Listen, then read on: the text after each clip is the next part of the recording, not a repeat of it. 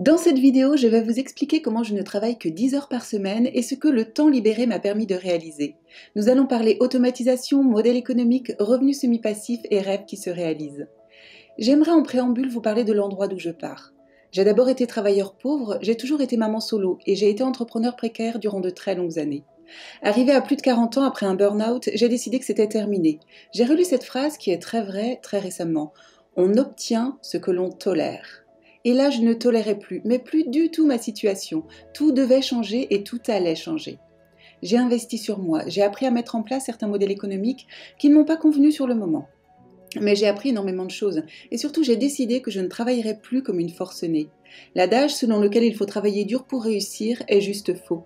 Il faut travailler intelligemment. Il faut surtout finalement avoir des connaissances et expérimenter.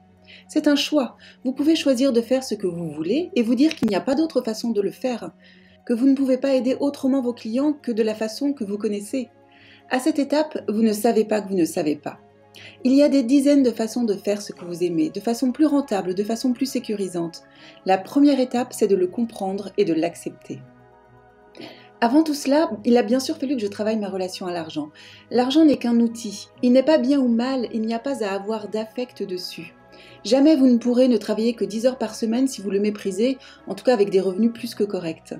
Une fois que vous acceptez qu'il y a plusieurs façons de faire, que juste vous ne les connaissez pas, et qu'il n'y a pas d'émotion à avoir en pensant à l'argent, qu'il faut plutôt que vous vous projetiez dans l'objectif qu'il va vous aider à atteindre, vous pouvez passer à l'étape suivante, chercher et apprendre. Je n'en reviens pas à quel point l'apprentissage est constant dans l'entrepreneuriat. Il est vrai que je suis partie de très très bas. Alors attention, tout n'est pas bon à prendre dans les offres qui existent.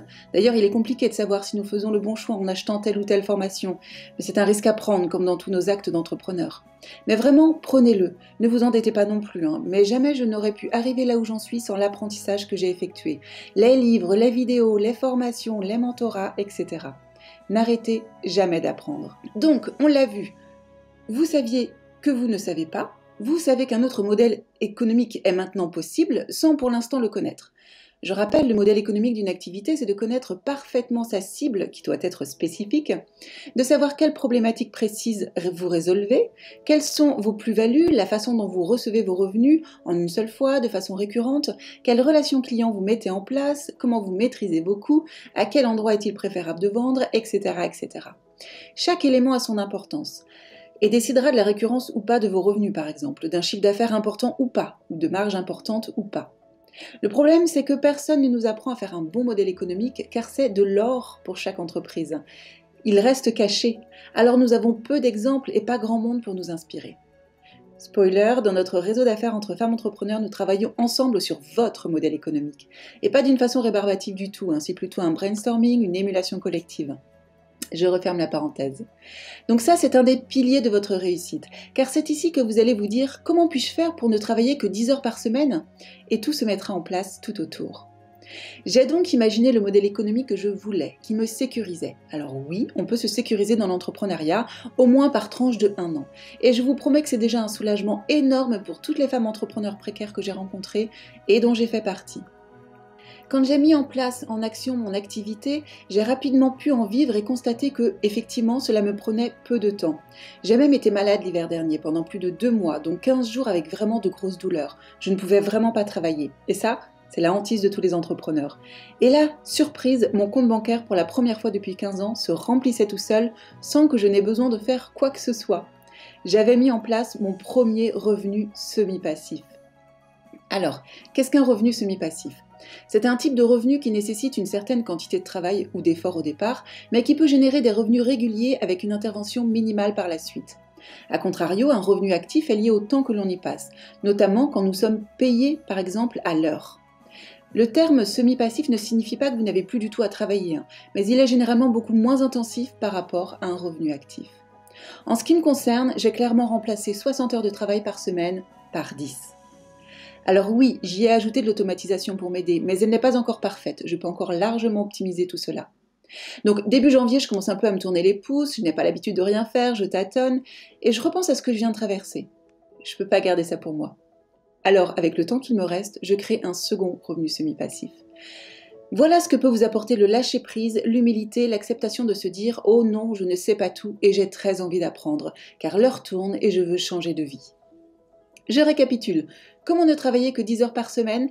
Changer ses croyances limitantes, et toutes. Celle qui nous dit qu'il faut 1 an ou 2 pour gagner sa vie, par exemple, c'est complètement faux. Accepter que l'on peut faire autrement. Imaginer un modèle économique solide, efficace, voire innovant. Automatiser. Et dernière chose dont je n'ai pas encore parlé, aller vers. C'est quelque chose qui peut être très compliqué pour nous les femmes. En tout cas, cela a été pour moi. Que ce soit pour réseauter ou pour prospecter, je n'ai jamais vraiment franchi le pas, alors que c'est la seule façon de savoir si on a la bonne cible avec la bonne offre et le bon message, et d'avoir des revenus. On n'a rien sans rien. Il ne faut pas travailler dur, mais il faut travailler quand même et oser sortir de sa zone de confort. Là, c'est pareil, plusieurs façons de faire, mais peu qui nous vont. Il en existe une très humaniste, une façon de prospecter avec laquelle vous ne dérangez personne et n'aurez aucun non. D'ailleurs, il faudra aussi changer votre posture. D'ailleurs, chez nous, ça ne s'appelle pas de la vente. Ce principe d'apprendre à aller vers et d'oser le faire est la dernière chose à savoir pour ne travailler que 10 heures par semaine. Car faites bien la différence entre faire des posts sur vos réseaux sociaux, qui est du marketing, qui est de la visibilité, et la prospection, où là, l'objectif est d'avoir des sous sur votre compte en banque dans les 4 à 5 jours. Alors que quand vous faites des posts sur les réseaux sociaux, vous pourrez avoir des résultats si l'offre est OK, si la cible est spécifique et si le message est clair. Mais seulement au bout de 3 mois, 6 mois, 1 an, 2 ans, on ne sait pas.